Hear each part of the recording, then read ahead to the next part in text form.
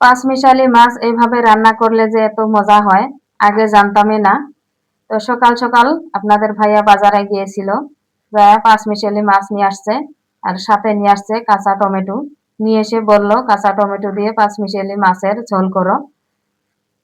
তারপর আমি চলে আসলাম রান্নাঘরে। এসে প্রথমে মাছগুলো কেটে ধুয়ে পরিষ্কার করে নিয়েছি।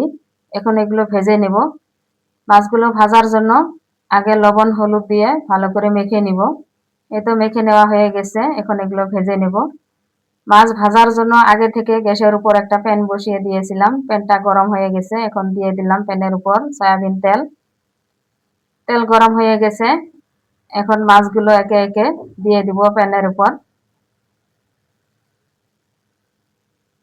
এখানে আমার অনেকগুলো মাছ আছে, বড় সাইজেরও আছে ছোট সাইজেরও আছে। আমি ছোট সাইজের মাছগুলো দিয়ে টমেটো রান্না করব, বড় সাইজের গুলো ভেজে রেখে দিব, পরবর্তী রান্না করা হয়ে যাবে। আর কে কে এভাবে কাঁচা টমেটো দিয়ে মাছ রান্না করে খেয়েছেন, পাঁচমিশালি মাছ, অবশ্যই কমেন্ট করে জানাবেন। আর যদি না খেয়ে থাকেন তাহলে একদিন হলেও এভাবে রান্না করে খেয়ে দেখবেন, খেতে কিন্তু বেশ ভালোই লাগে।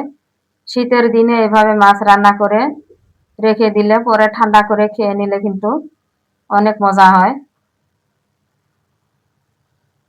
এই তো মাছগুলো এক পিসটা ভাজা হয়ে গেছে, এখন উল্টিয়ে দিলাম। আর যদি আমার এই সহজ রেসিপিগুলো ভালো লাগে তাহলে পেজটা ফলো করে পাশে থাকবেন প্লিজ। আর যদি চ্যানেল থেকে দেখেন তাহলে চ্যানেলটা সাবস্ক্রাইব করে রাখবেন। এই তো মাছ ভেজে নিয়ে চলে আসলাম রান্নার জন্য। আমি এখানে ছোট ছোট মাছগুলো বেছে নিয়েছি। তরকারি রান্নার জন্য গ্যাসের উপর কড়াই বসিয়ে রেখেছিলাম আগে থেকে। এখন দিয়ে দিলাম কড়াইতে সয়াবিন তেল। আর এখানে কিছু মশলা নিয়েছি। মশলা নিয়েছি মরিচের গুঁড়া, পেঁয়াজ কুচি, লবণ, আর এখানে কাঁচা মরিচ, ধনিয়া, জিরা, সরিষা একসাথে বেটে নিয়েছি। আর এখানে নিয়েছি হলুদের গুঁড়া। আমি তরকারিটা সয়াবিন তেলে রান্না করছি, কেউ চাইলে সরিষার তেলেও রান্না করতে পারেন। আর আমি এখানে মিডিয়াম সাইজের দুইটা পেঁয়াজ কুচি করে কেটে নিয়েছি, আপনারা আপনাদের পরিমাণ বুঝে দিয়ে দিবেন। পেঁয়াজ কুচি ভাজা হয়ে গেছে, এখন দিয়ে দিচ্ছি রেডি করে নেওয়া সব মশলাগুলো। মশলা দেওয়া হয়ে গেছে, এখন সবগুলো একসাথে ভালো করে মিশিয়ে নিচ্ছি। এই তো মশলা মিশিয়ে নেওয়া হয়ে গেছে, এখন দিয়ে দিব মিক্সারের জগ ধুয়ে রাখা পানিটুকু। দিয়ে আবার অল্প নাড়াচাড়া করে ঢাকনা দিয়ে ঢেকে মশলাটা কষিয়ে নিব।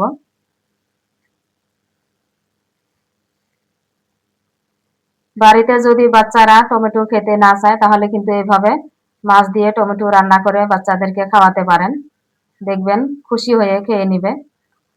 এই তো মশলা কষিয়ে নেওয়া হয়ে গেছে, এখন দিয়ে দিলাম মশলার উপরে ধুয়ে রাখা কাঁচা টমেটো গুলো। টমেটো মশলার সাথে মিশিয়ে 2 মিনিটের মতো এগুলো কষিয়ে নিব। ফিরে আসলাম 2 মিনিট পর। এই তো টমেটো কষিয়ে নেওয়া হয়ে গেছে মশলার সাথে, এখন দিয়ে দিচ্ছি পানি। আমি এখানে পানির পরিমাণটা বেশি করে দিয়েছি, আমি একটু ঝোল ঝোল রাখবো তার জন্য বেশি করে দিয়েছি। কেউ চাইলে কম করেও দিতে পারেন, মাখা মাখা করেও রান্না করতে পারেন। মাখা মাখা করে রান্না করলেও কিন্তু বেশ ভালোই লাগে।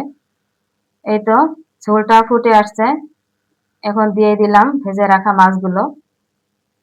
মাছগুলো দিয়ে এখন ঢাকনা দিয়ে ঢেকে রান্না করে নিব কিছু সময়ের জন্য।